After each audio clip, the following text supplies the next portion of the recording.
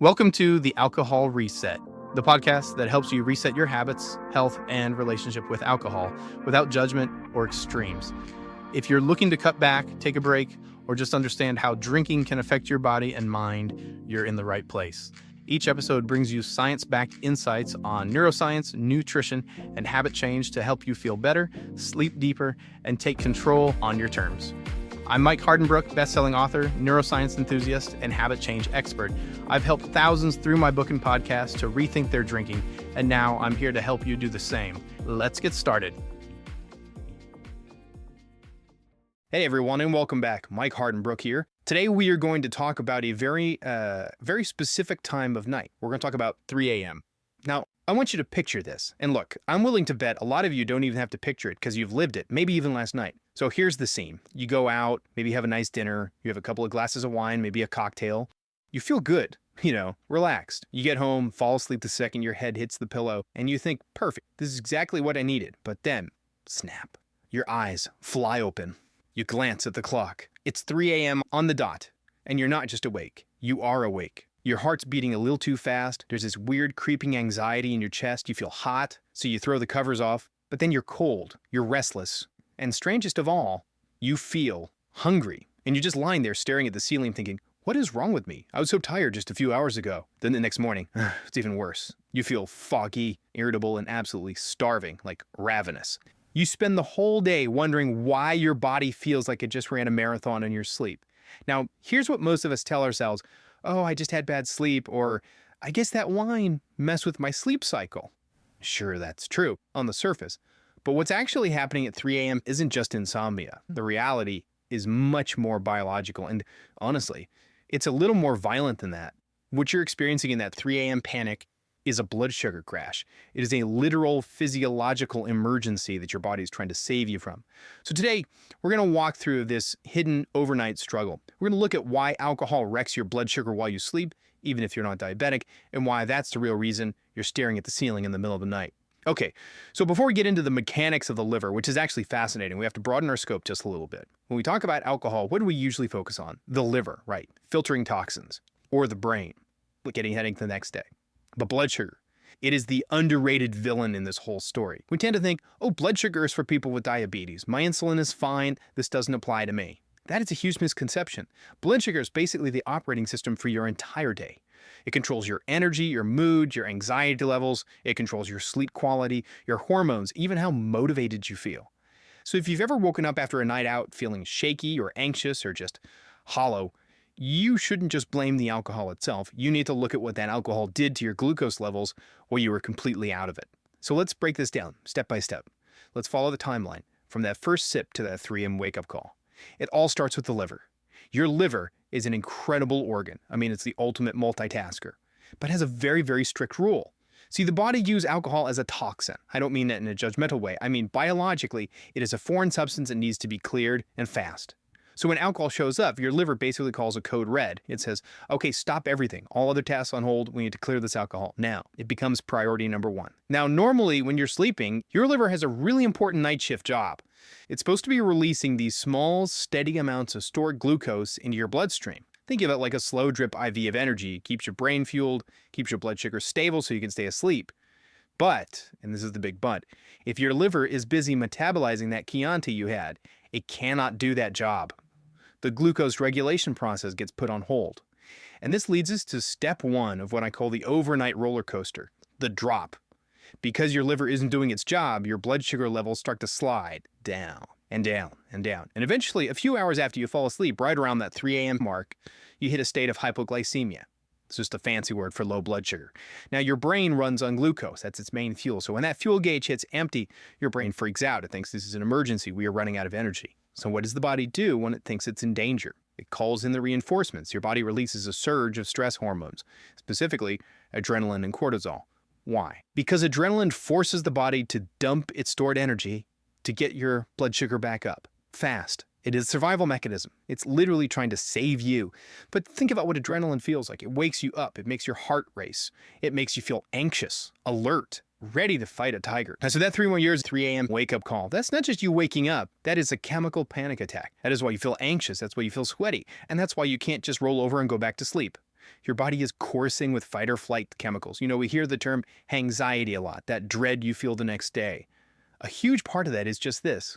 It's the aftermath of the glucose crash and the cortisol spike. It's just physiology. But of course, it gets more complicated because we rarely just drink alcohol in a vacuum. This brings us to step 2, the spike. Let's be honest. When we're drinking, what else are we usually doing? Eating. And it's usually not steamed broccoli at 11 p.m. It's a late night pizza. It's the dessert. Or maybe the drinks themselves are loaded with sugar. Margaritas, rum and cokes, that kind of thing. So here's what happens. You drink the alcohol and you eat the carbs. Initially, your blood sugar rockets up. A huge spike. So now your body releases insulin to bring it down. But remember, the alcohol is still in your system, blocking the liver from regulating things properly later on. You go way, way up, and then the insulin hits, the alcohol block kicks in. You crash way, way down. Then your body releases adrenaline to fix the crash, which spikes your sugar again. It is literally an overnight roller coaster. Up, down, up, down. You're lying there thinking you're resting, but your internal system is just flipping between too much energy and starvation mode all night long. No wonder you wake up feeling like you got hit by a truck. And that brings us to the morning after. Step 3, the crash. The sun comes up. You drag yourself out of bed. Your system is exhausted. It has been fighting for balance all night. And the first thing you notice, you're not just hungry. You are, I need a bagel, I need a donut, I need greasy food right now, hungry. That is your brain screaming for quick fuel. Because your glucose has been so unstable, your brain is desperate for an immediate energy hit. That's the craving for bread, for sugar. That's why you want that coffee immediately. And emotionally, you're in the fallout zone, low mood, irritability, brain fog, that feeling where you can't get your brain to engage. And it is so important to hear this. Feeling that way is not a character flaw. You aren't weak because you can't focus. It is a physiological result of your energy system being on a wild ride all night. Now, I know what some of you are thinking. Okay, that sounds bad, but it's just one night, I'll recover. Yeah, the body's resilient.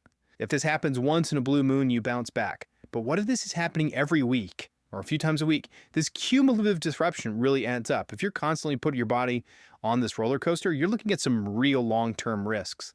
Things like insulin resistance over time. Your cells just get tired of the swings. Chronically increased cortisol, if you're spiking stress hormones every night, your baseline stress just goes up. And this is the one that hits home for a lot of us. This is why hangovers get so much worse as you get older. You've noticed that, right? At 22, you can have a wild night and be fine. Now, 2 glasses of wine can make you feel it for 2 days. That's because your margin for recovery shrinks. Your body's ability to bounce back from that glucose crash just isn't what it used to be. So how do you know if this is happening to you? Here's a quick checklist. If these sound familiar, alcohol's probably messing with your blood sugar. 1, you wake up specifically between 2 and 4 a.m. That's the witching hour for this stuff. 2, you feel anxious for no real reason the next morning. 3, you have intense cravings for carbs. 4, you feel wired but tired. Exhausted, but your body feels restless. And 5, even one drink makes you feel majorly fatigued the next day. If that's you, it's not random, it's your physiology talking.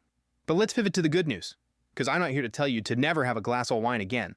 Life is for living. The solution is to drink smarter, to kind of engineer your night to dampen that roller coaster. So here are a few strategies that actually work. Strategy 1, and this is the big one.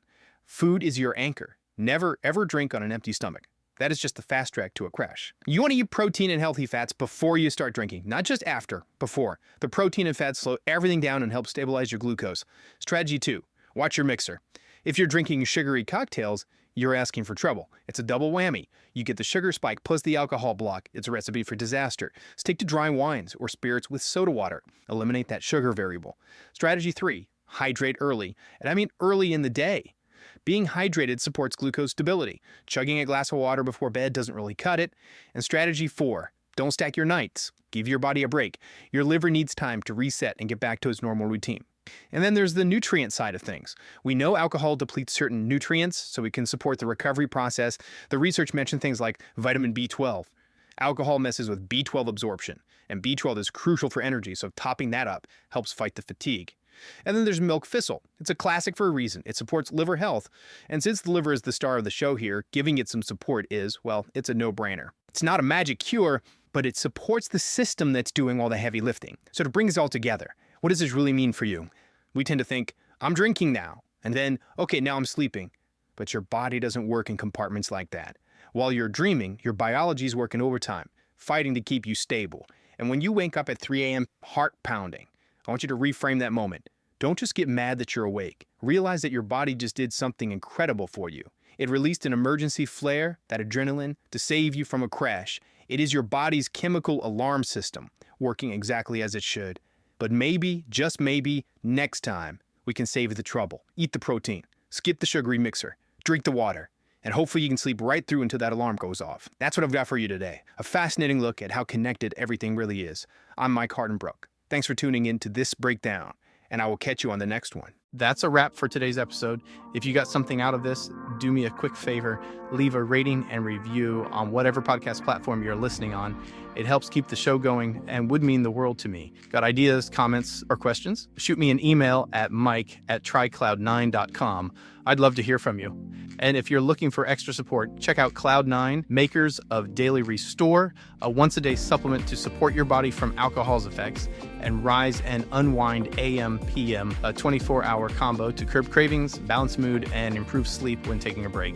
Go to trycloud9.com and use the code PODCAST to save 15% on your next order.